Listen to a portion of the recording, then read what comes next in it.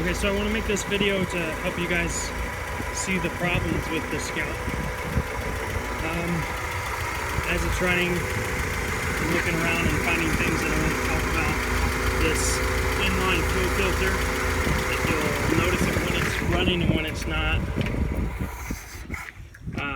If you let it sit for a few days, sometimes the fuel will come down, and whenever you go to start it, it'll take time for this mechanical fuel pump down here to push fuel back into the fuel line and start. So if you let it sit for a few days, it doesn't always start right off the bat. Today I haven't driven it in a couple days, and it started on the second attempt. You'll notice this mechanical fuel pump is sold to me by IH Parts America, which is where I highly suggest you guys get your stuff in the future. It's not the kind with the vacuum, because the vacuum is an additional section of the mechanical fuel pump that comes up, and the vacuum has a hose that comes up and goes through this hole and then ultimately comes up and into the wipers that aren't here. They're in my garage because I took them off. The fuel pump with the vacuum has some problems, and so since I had to change it out for a second time, I decided just to get rid of the windshield wipers. I live in the desert and I don't have a top or doors, so to me wipers were not a necessity. Of course the wipers still work and they still come with the Scout, but if you are going to want to have wipers, you'll need to change out this mechanical fuel pump or run it from a different system, which is possible. To me, I never wanted to do it, so I didn't do it. This is the Weber carburetor. The Holley 1904 carburetor that comes with the Scout originally is notorious for just being total garbage, and so I changed it out with the Weber, and it has been outstanding. I do not regret that purchase. This is a master brake cylinder for the front disc brakes, which I'll show you now. They're brand new. Well, I mean, like a couple years at this point now. And the suspension system is new, and the leaf springs are new, so it's kind of nice. Someone asked me a question about how it turns. This is the part that I was talking about. Originally the guy had welded on some crazy pieces that made it jerk as I was driving down the road. After contacting IH Parts America, this is the original part, and the one that they suggest to go with it. It has made a huge difference in drivability. So again, always contact IH Parts America for which part to order and to get the right stuff. Love those guys. So I mentioned the front brakes are disc, but the rear brakes are drum. Let me go show those. The brakes were installed by a 4x4 mechanic. So that wasn't me who did that, because I didn't want to mess with the brakes. I figured my life was more important than a few $1,000s. Anyways, the drums were rebuilt and with new parts from IH Parts America, and then of course the suspension system has been updated. It's steel braided cables, which I thought was pretty cool, and of course new leaf springs on the back as well. All right, this bumper is welded on. I was gonna remove it, but I couldn't, and so because I didn't want to get in there with a torch. Let's see, someone was asking about rust. As you can see, it's just surface rust. It's not going through the Scout itself. And someone mentioned a seat, and I believe that that's what these holes right here are for, is if you wanted to bolt in a back seat right here, you could. You can find those online. I've never seen one other than being online. The toolbox would come with it.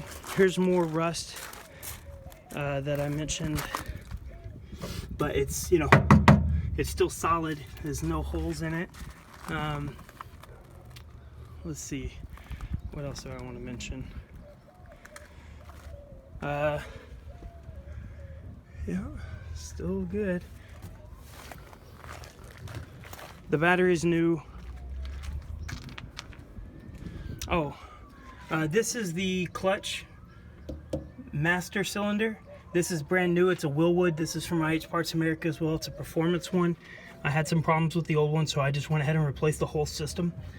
And this cable, or sorry, here we go. This metal tube goes down to this steel braided hose that connects to the clutch slave cylinder, and that is what gives us clutch power. So this is new. This is new. The clutch master cylinder is new. The only thing that's not new is this metal hose. I can't call it a hose, but this metal tube. And obviously it's working just fine. You'll see the U-bolt and the front drive shaft is brand new, as well as the back portion of the U-bolt. So four-wheel drive does work. If you're not familiar with how that system works, you have to engage it with high-low and 4x4/2x4 on the top, which is the two handles on the right. And then you also have to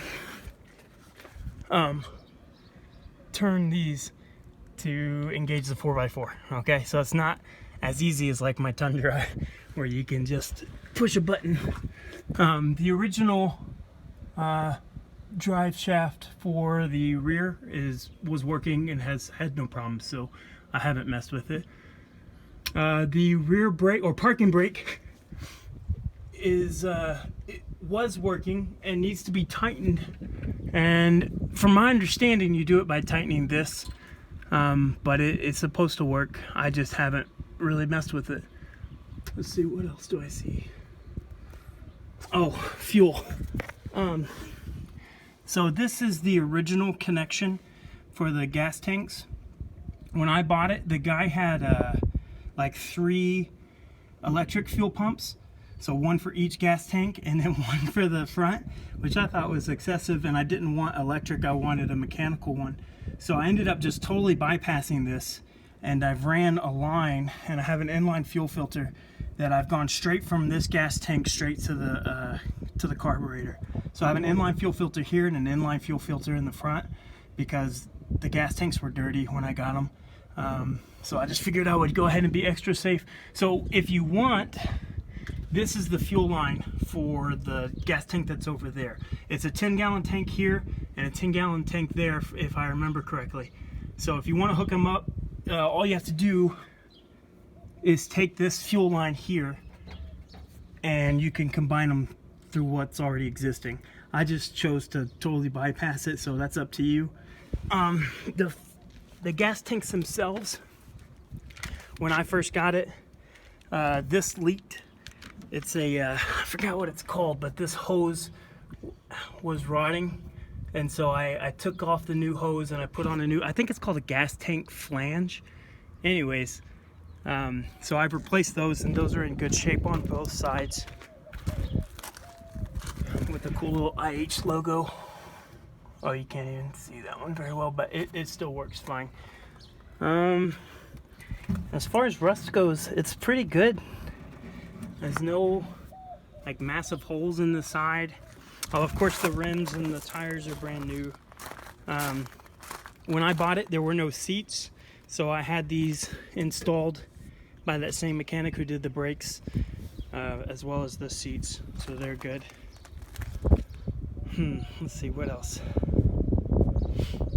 I think that this 12 volt, we installed this works. Oh, there's also a kill switch under here. Let me see if you can see that.